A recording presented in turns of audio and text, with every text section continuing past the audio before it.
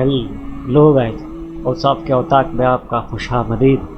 So guys अभी बिना किसी देरी के मैं इंट्रोडक्शन देता हूँ कौन से वीडियो पर रिएक्ट कर रही बोल गए। तो वीडियो का नाम है रियलिटी ऑफ आब हयात। क्या है? Fountain of youth.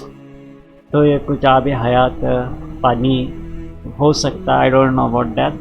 तो चलो उसके ऊपर रिएक्शन देंगे बिना किसी देरी के। और ये वीडियो है अंबर वॉइस है, उनको भी सब्सक्राइब करो और मुझे भी करो। चलो शुरू कर। एक ऐसा पानी जिसे पीने वाला हमेशा के लिए अमर हो जाता है, वो चश्मा जिसकी तलाश हर ज़माने के हुक्मरानों, सयाहों और जहाज़रानों ने की। आखिर वो चश्मा कहाँ है और उस पानी को तारीख के किस हस्ती ने पिया था?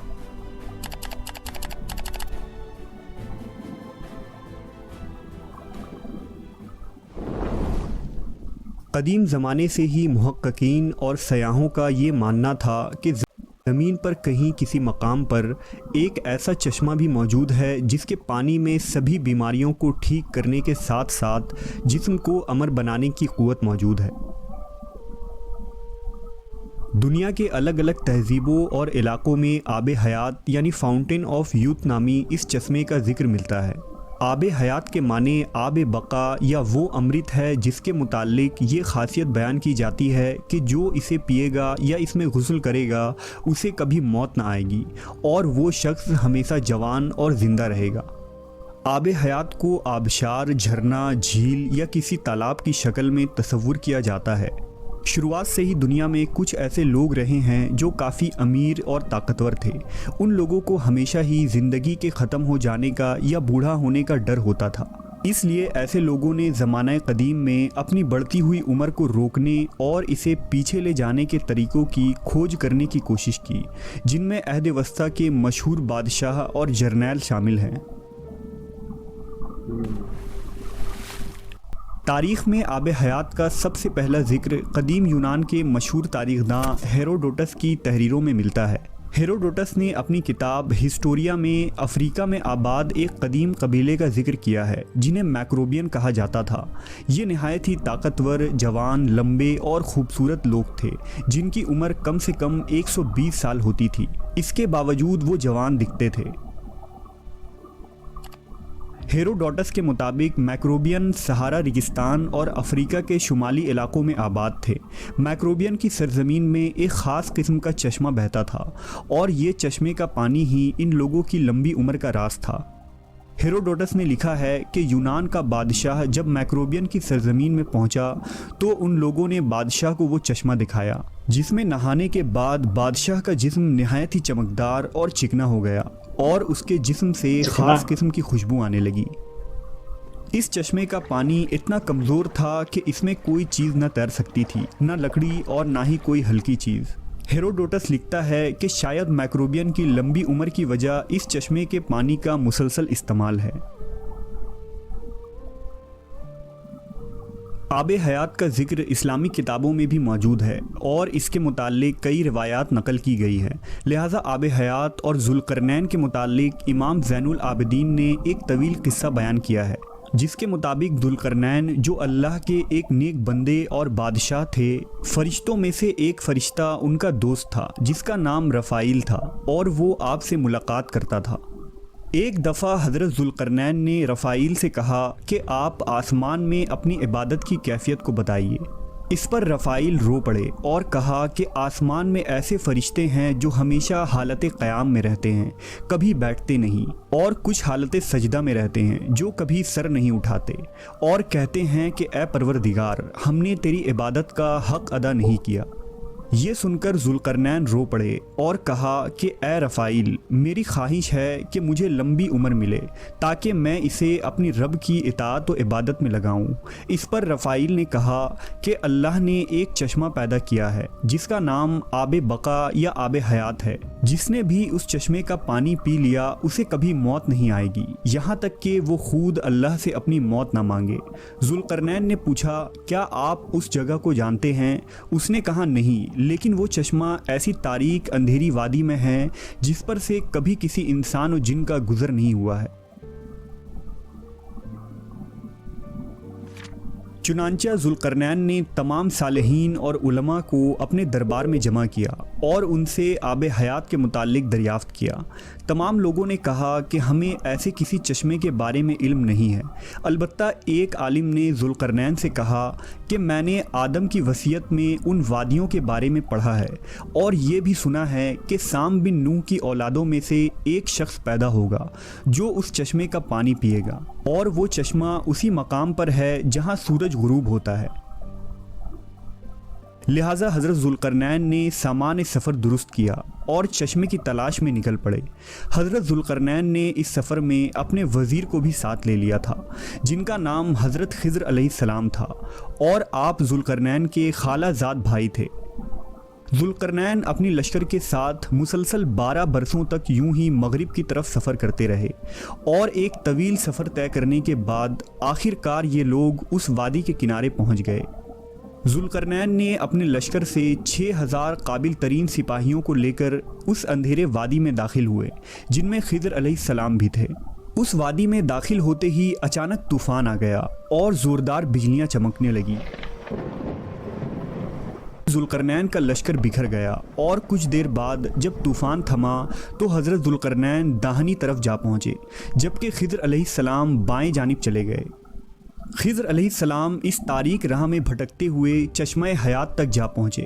آپ کو شدید پیاس لگی تھی، لہٰذا آپ نے اس چشمے کا پانی پیا، اس میں غسل کیا اور اس پانی سے وضو بنایا۔ یہ چشمہ دودھ سے زیادہ سفید اور شہد سے زیادہ میٹھا تھا۔ وہیں ذوالقرنین ان تاریک وادیوں سے گزر کر باہر نکل گئے، لیکن انہیں وہ چشمہ نہیں ملا کیونکہ آب حیات ذوالقرنین کے مقدر میں نہیں تھا، جبکہ اس پانی کو پینے کی وجہ سے حضرت خضر کو حیات جاویدانی حاصل ہوئی اور آپ ہمیشہ زندہ رہیں گے۔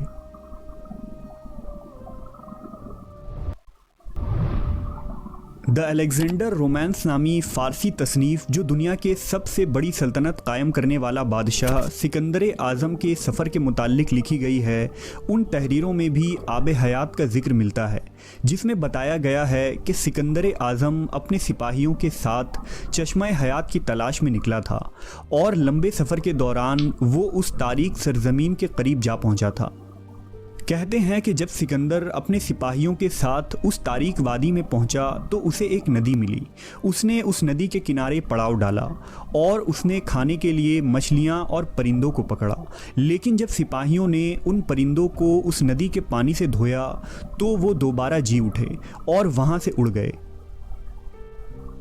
سکندر اعظم کا ماننا تھا کہ وہ ندی جنت کے کسی ندی سے بہہ کر اس زمین پر آ رہی ہے، اس لیے اس میں زندگی دینے کی طاقت و قدرت موجود ہے۔ اس پانی کو سکندر نے پیا یا نہیں اور وہ سرزمین کون سی تھی، اس کے متعلق تاریخ خاموش نظر آتی ہے۔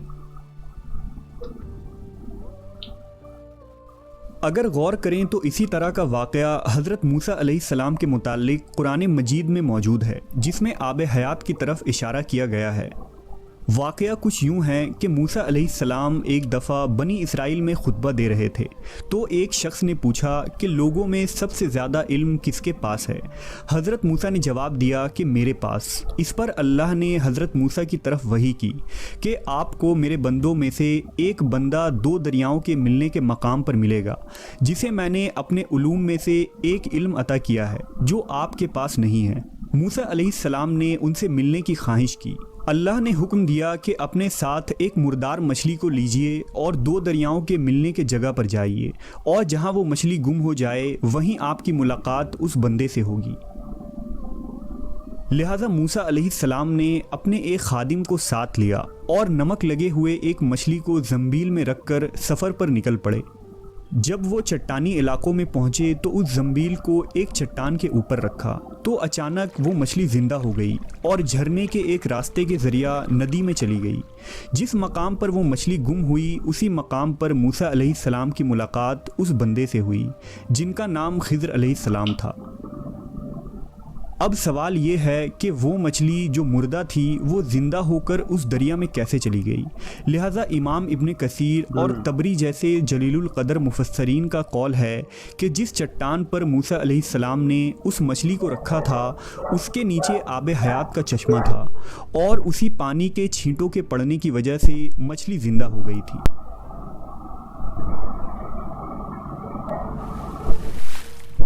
اسی طرح ایک لاطینی سیاح جان مینڈیول کی کتاب دا ٹریولز آف سر جان مینڈیول میں بھی چشمہ حیات کا ذکر ملتا ہے، جس کے مطابق ہندوستان کے جنوبی علاقوں میں موجود کولام یعنی مالابار جزیروں میں ایک پہاڑی سلسلہ ہے، اور اسی مقام پر آب حیات کا وہ چشمہ موجود ہے۔ اپنی تصنیف میں جان مینڈیول نے لکھا ہے کہ سفر کے دوران جب وہ کولام کے علاقوں میں پہنچے تو وہاں انہیں ایک ایسا کنواں ملا تھا جس میں مختلف مصالوں کی خوشبو آتی تھی، اور یہ خوشبو ہر گھنٹے بدل جاتی تھی۔ مقامی لوگوں کے مطابق اس کنویں کے پانی سے بیماریاں ٹھیک ہوتی تھیں، اور اس کا پانی پیتے رہنے سے انسان بہت لمبے وقت تک جوان بنا رہتا تھا، جسے ویل آف یوتھ کہا جاتا تھا۔ 11ویں صدی میں آب حیات کی کہانیاں پھر سے تب مشہور ہوئی جب سال 1165 عیسوی میں پریسٹن جان نے بازنطینی بادشاہ کو ایک خط لکھا جس میں انہوں نے افریقہ کے ایک علاقے کا ذکر کیا تھا۔ ان کے مطابق ایتھوپیا کے قریب ایک واٹر آف فاؤنٹین یعنی چشمہ تھا جس کے پانی میں یہ خاصیت تھی کہ اس میں نہانے والے شخص کی عمر 30 کی ہو جاتی تھی، خواہ وہ کتنا ہی بوڑھا کیوں نہ ہو۔ چشمہ حیات کا ذکر انجیل کے کتاب یوحنا میں بھی ملتا ہے۔ یوحنا کے مطابق پھر اس نے مجھے بلور کی طرح چمکتا ہوا آب حیات کا ایک دریا دکھایا جو خدا کے تخت سے نکل کر اس شہر کے درمیان میں بہتا تھا، اور اس دریا کے پار زندگی کا درخت تھا۔ کتاب یوحنا کے مطابق جو شخص بھی آب حیات کے اس چشمے میں داخل ہوگا اس کے جسم میں موجود ہر تکلیف اور ہر زخم ٹھیک ہو جائے گا۔ جبکہ ایک نظریہ یہ ہے کہ آب حیات زیر زمین یعنی انڈر گراؤنڈ دنیا میں موجود ہے۔ کئی سیاحوں نے زیر زمین دنیا کو کھوجنے کے دعوے بھی کیے ہیں، لہٰذا ممکن ہے کہ آب حیات زمین کے اندر کسی مقام پر موجود ہو اور تا قیامت اسے انسانی نظروں سے چھپا دیا گیا ہو۔ تو یہ ویڈیو تھا گائز، بہت اچھا تھا، بہترین ویڈیو تھا۔ وہ میرے خیال سے آب حیات ہو سکتا، مے بی ناٹ، بٹ اگر جوان دکھنا، اگر چہرے پر نور آنا یا نہ بولے گا تو 5 وقت وضو کافی ہے۔ 5 وقت کا وضو کر کے نماز پڑھے کر کو بولے گا تو اللہ کا ذکر عبادت کرے کر کو بولے گا تو چہرے پر نور آتا تو انسان اچھا ہی دکھتا، اس کو اللہ کا نور آتا، تو بہت بہترین لگتا ہے ویڈیو۔ اور یہ جو ذوالقرنین تھے انہوں نے یاجوج ماجوج کو ایک کیا وہ دیوار کے پیچھے بند کرے تھے انہوں۔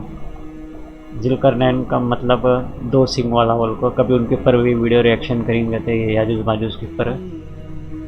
تو ویڈیو اچھا تھا کیسے، اور امبر وائس کو بھی سبسکرائب کرو، اور میرے چینل کو تو سبسکرائب کر ہی سکتے آپ۔ تو اگلے کون سا ویڈیو کرنا، اگر تم نہ پسند ہے بولے گا تو لائک کرو، کون سا ویڈیو پر ریئیکٹ کر سکتے ہوں میں، کرنا چاہیے مجھے کمنٹ کرو، ٹھیک ہے؟ چلو ملتا ہوں کسی اگلی ویڈیو میں، اللہ حافظ۔